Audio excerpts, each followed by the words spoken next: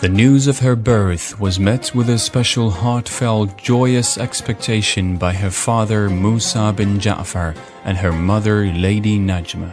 They named her after the exalted mother of the AhlulBayt, peace be upon them, Fatima, and she later came to be known as Masuma.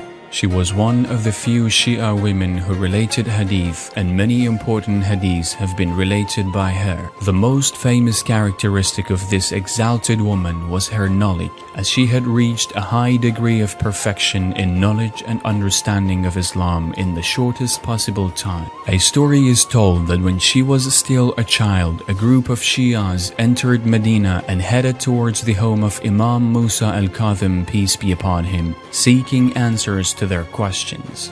At the time, however, His Holiness Musa bin Ja'far and Imam Ridha, peace be upon them, were on a trip, so they had no choice but to write down their questions and turn them over to the family of Imam Kadhim, peace be upon him, so they could receive the answers the next time they journeyed to Medina. Lady Masuma wrote the answers to their questions and gave them to the group before they left town. On their way back, this group encountered Imam Kadhim, peace be upon him, and told him what had happened. Imam Kadhim, peace be upon him, asked to see the writing and reviewed it carefully. After noting the careful, correct way in which the questions were answered, 3 times he exclaimed, "May her father give his life for her." After a while, she lost her father when she was 10. Her father was oppressively martyred by Harun the Caliph.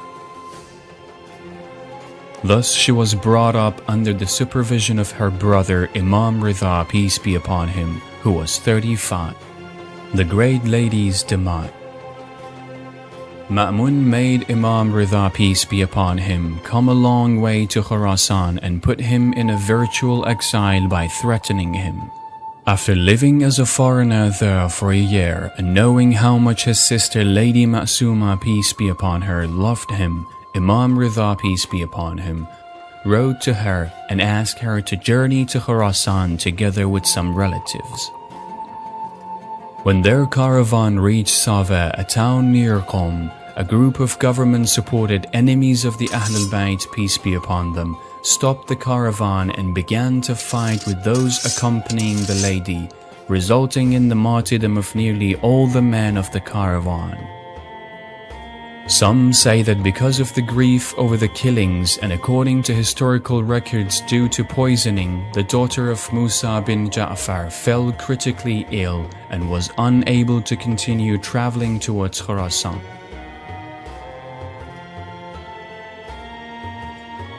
She told the survivors of this event, "Take me to Qom, for I have heard my father say, Qom is the home and refuge of our Shias."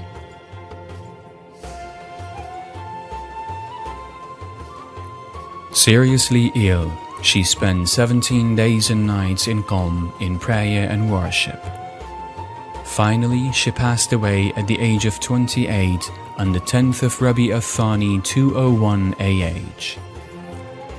She died far from home without ever having had the joy of laying her blessed eyes on her brother once again. Pilgrimage to Her Holiness. According to a hadith affirmed by the infallible Imams, peace be upon them, she has the position of intercessor and much advice has been given to make a pilgrimage to her. Imam Ridha, peace be upon him, has said, "Whoever goes on a pilgrimage to Masuma, peace be upon her, in Qom, is like one who has made a pilgrimage to me."